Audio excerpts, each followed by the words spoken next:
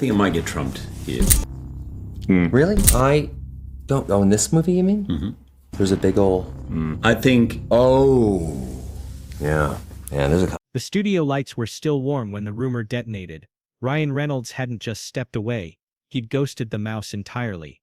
Every entertainment desk in LA heard the same whisper before midnight: Deadpool's gone dark. And Disney doesn't know the punchline. Hollywood panic has a specific scent: iced coffee, frantic sweat, printer toner, and you could smell it in the corridors of Marvel HQ the next morning. Assistants clutched embargoed trailer assets that suddenly felt obsolete. A floor up, attorneys parsed every clause in Reynolds' deal, hunting for language that might drag him back for the global press tour. Meanwhile, social team Slack channels filled with half-hearted gifs of Wade Wilson shrugging, as if a meme could silence the question flooding fan forums: what did they do to drive away the one guy who actually loved this character? Inside a locked edit bay, the rough cut sat frozen on frame 12/432, the exact point where Deadpool was supposed to deliver a signature meta sting about franchise tax write-offs in red spandex. The line was gone now, scissored out during the third tonal pass. In its place lingered 2 seconds of awkward throat clearing. That blank space felt prophetic, the hole where Reynolds' voice used to be. It wasn't supposed to unravel like this. Deadpool and Wolverine had been pitched as Marvel's adrenaline shot, proof the multiverse still had bite. Feige courted Reynolds with promises of creative carte blanche, let Jackman pick the fight, choreography team, and greenlit a down and dirty R rating as a public flex. But every handshake came with an asterisk, and each asterisk arrived wearing a polo shirt labeled brand integration. First went the limb-severing gag, too memeable for kids, then the profanity-laced TVA roast could confuse Loki viewers, and finally the 6-minute carnage montage that tested through the roof but offended exactly 3 international censors. Disney couldn't afford to lose. Reynolds absorbed the cuts in stony silence, until the studio floated the Young Deadpool initiative, a TikTok comic delivering sanitized quips from behind a green screen while the real Wade Wilson was trapped in contractual limbo. That was the move that flipped the switch from frustrated to finished. Crew members noticed the change instantly. The improv stopped, the set playlists went silent, even the ever-present aviation gin bottles disappeared from craft services. One grip compared the mood to watching a neon sign flicker, then go dark for good. The strangest part, Marvel kept pretending everything was fine. They rolled out a slick CinemaCon teaser, stuffed with Portal sparkle and a cameo carousel designed to juice reaction video. But influencers left the hall whispering that the trailer felt off, like someone wearing a Deadpool costume without the human rage inside. Box office tracking dipped 12% overnight. Internal analytics blamed audience fatigue, but the spreadsheet column labeled Reynolds' social reach sat at 0, an empty cell that screamed louder than any red number. Behind the scenes, Disney activated its sunset protocol. That's corporate shorthand for erase, replace, repackage. Graphics teams prepped evergreen Deadpool assets with no actor likeness. Consumer products wrote up guidelines on how far voice match AI could legally imitate Reynolds' delivery. One exec emailed a bullet point plan to migrate the IP into family-friendly animation by 2027. Subject line: mouse ears on the mask. Reynolds saw the same leak the fans did. His answer was the billboard: black, white, brutal, silence is golden. Just not the box office. The photo hit Twitter at 7:04 a.m. By 7:30. Disney PR had drafted talking points calling it playful brand synergy. Nobody believed them. Variety's lead-in captured the industry mood. When your loudest marketing beat is the star who won't promote you, maybe the joke's on the studio. Then came the Netflix coup. A 9-figure multi-format pact landing the same day tickets opened for pre-sale. Headline writers had a field day. Ryan Reynolds' max effort slaps Disney while signing with streamer rival. Overnight, Deadpool's absence transformed from rumor to verdict. Theater chains slashed opening weekend forecasts again. AMC's CEO reportedly called Disney begging for exclusive footage with Reynolds' face. Legal answered that all such material was pending talent approval. Translation: not happening. Inside Marvel's glass bunker, Feige convened an emergency breakfast with Jackman. Eyewitnesses said the meeting lasted 20 minutes, long enough to request one final pickup day to punch the jokes, short enough for Jackman to realize no amount of adamantium could fix a script neutered by committee. He shook hands, thanked Kevin, walked into the hallway and texted Reynolds a single word: escape.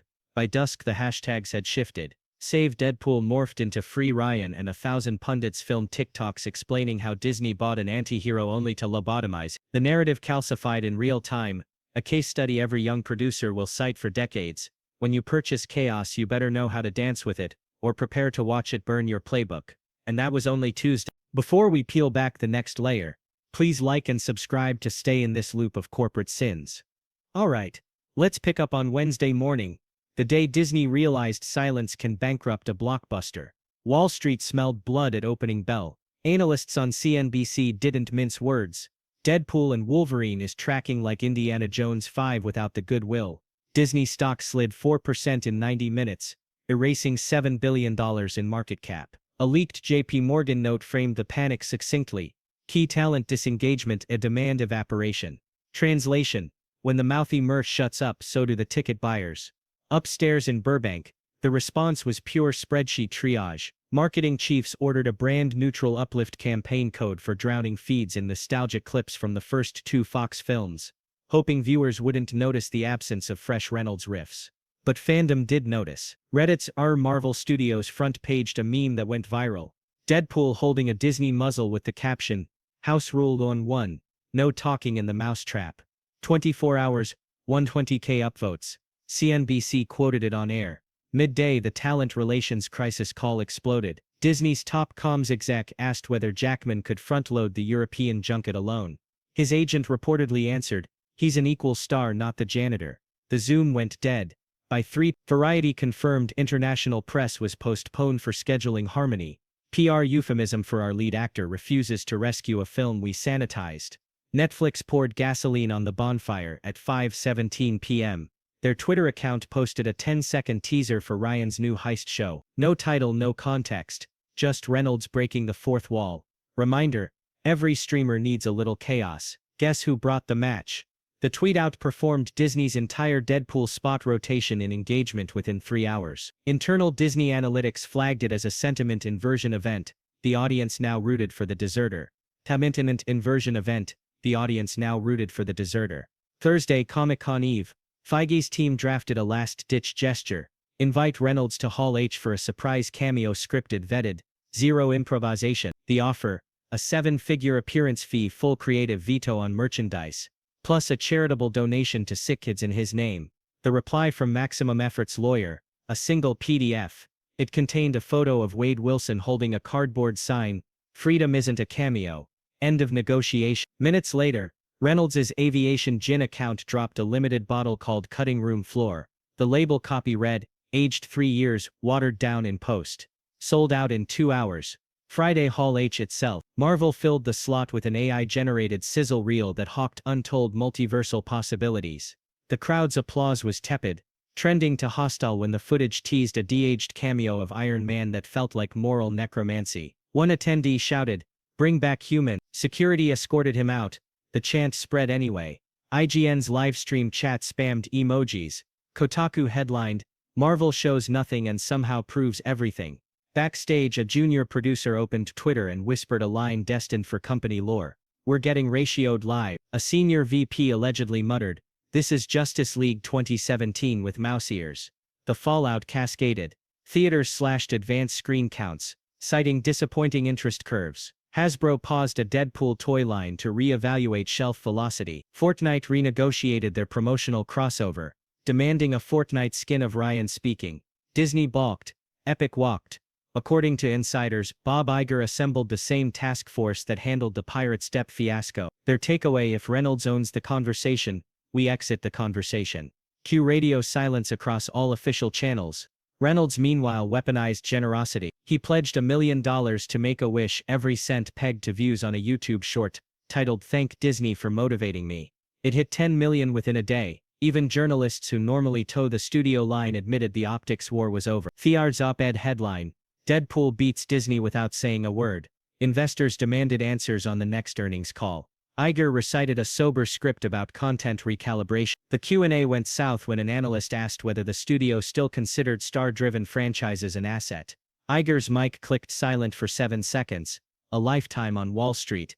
By closing bell, DS shed another 3%. Late Friday, a Disney HR memo leaked. Subject: guidelines for digital discourse. Staff were advised to avoid joking about Reynolds on social or amplifying unverified narratives. The memo tried to muzzle 23,000 employees. Screenshots hit TikTok within hours. The Streisand effect did the rest. Weekend projection models cratered. Box office pros now peg Deadpool and Wolverine at $55 million domestic, barely half Doctor Strange 2. AMC flipped premiere screens to Inside Out 2 Encore. Kevin Feige per Deadline looked like a man reviewing multiverse collapse in real time.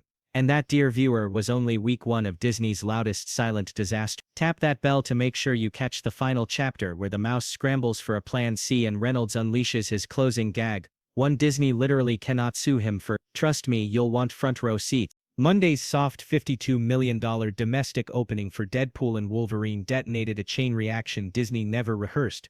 Wall Street analysts tagged it brand cannibalization. Twitter trended "Free the fourth wall," and inside Burbank a combative Zoom ended with Ryan Reynolds muting a vice president mid-sentence. By dawn his reps had declined every remaining press junket, while Marvel Legal fired off preservation notices accusing him of implied disparagement over a throwaway joke he'd ad-libbed for a children's hospital fundraiser. An overreach that collapsed once TMZ ran the clip and public sentiment swung squarely behind the loud Canadian with cheaper gin. Netflix smelled blood, greenlighting an $80 million meta-action series called Fourth Wall Breakers to begin shooting the moment Reynolds' gag order sunsets, and Hasbro rang to resurrect a long-dormant X-Force toy line. Both deals negotiated before Disney's lawyers realized their exclusivity clause had lapsed during last year's strike. Meanwhile, Marvel's Story Group convened an emergency off-site at the Roosevelt Hotel, freezing every multiverse pitch that relied on legacy cameos and drafting a narrative integrity task force that rank-and-file writers instantly rebranded the No Joke Squad. The directive: no more portal gags, no more meta-references to studio misfires, and absolutely no jokes about algorithmic greenlighting. Hugh Jackman, still contractually obligated to smile, tried mediating over steak and Jenga at Reynolds' maximum effort trailer, but after the third rewrite stripped Wolverine of blood and one F-bomb too many, he toasted the crew, called the film a curtain call, and flew home. Funko leaks, an SNL cold open, and a rumored South Park takedown turned Reynolds' silence into wildfire meme currency, culminating in shareholders hammering Bob Iger on the next earnings call. What's the ROI on muzzling the only franchise that still prints money? Sending Dis down 4% before lunch.